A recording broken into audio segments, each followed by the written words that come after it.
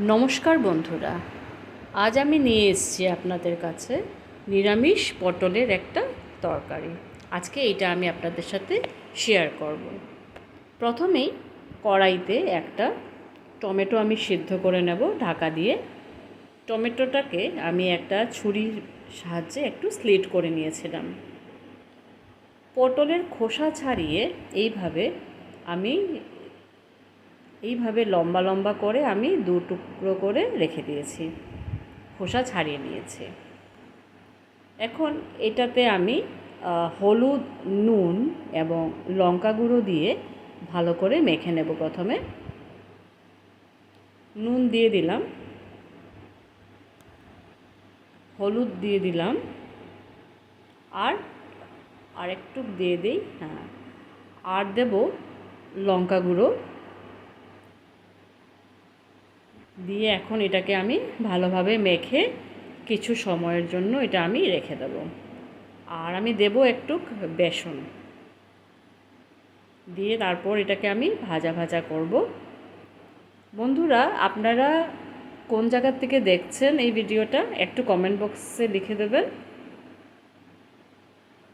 আর আপনাদের যদি ভালো লাগে এই রেসিপিটা, সাবস্ক্রাইব করবেন আমার চ্যানেলটা, লাইক করবেন, একটা কমেন্ট দেবেন, আমার খুব ভালো লাগবে। এইভাবে মেখে নিলাম, বেসন দিয়ে দিলাম আমি, দিয়ে ভালো করে মেখে রেখে দেবো এটা কিছুক্ষণের জন্য।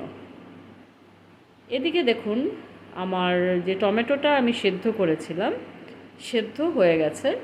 খোসাটাকে আমার এইভাবে ছাড়িয়ে নিতে হবে ঠান্ডা হওয়ার পরে। এদিকে আমি গরম তেলের মধ্যে আমি পটলগুলো দিয়ে এইভাবে আমি ফ্রাই করে নেব, ভালোভাবে ভাজা করে নিব। লো ফ্লেমে করব, এপিট ওপিট করে এটাকে আমি ভাজা করে নেব। ভাজা হওয়ার পর এটা দেখতে এমনটাই হবে। আমি একটা ছোট্ট ভিডিও আপনাদের সাথে শেয়ার করছি, বুঝতেই পারছেন আপনারা। একটা বাটির মধ্যে দেখুন নিয়ে নিলাম কাজু বাদাম, আদা, দুটো লঙ্কা আর ওই টমেটো সেদ্ধটা। এটাকে আমি একটু পেস্ট করে নেব। এটার মধ্যে এটা টোটালি নিরামিষ রান্না, তাই পেঁয়াজ রসুন তো দেবই না এটাতে। কাজু দিয়ে দিলাম।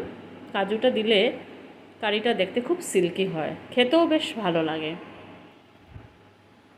একবার ট্রাই করবেন এই রেসিপিটা, আর কমেন্ট বক্সে বলবেন কেমন লাগলো আপনাদের এই রেসিপিটা, কমেন্ট বক্সে শেয়ার করবেন।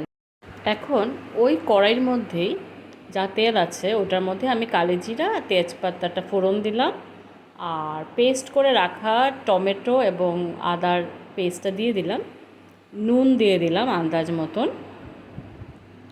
তারপর এটার মধ্যে আমি দিয়ে দেব হলুদ গুঁড়ো এবং জিরে আর লঙ্কা গুঁড়ো, এক এক চামচ করে আমি দিয়েছি সব কিছুই। একটু চিনি দিয়ে দিলাম, চিনিটা অপশনাল, আপনারা চাইলে দিতে পারেন, নয়তো স্কিপও করতে পারেন, কাজুর তো মিষ্টি একটু থাকেই। ব্যাস, এখন দিয়ে দিলাম জলটা দিয়ে এখন যখন জলটা দেখুন ফুটে এসছে, তাই দিয়ে দিলাম এখন পটলের ভাজা করা পটলগুলো।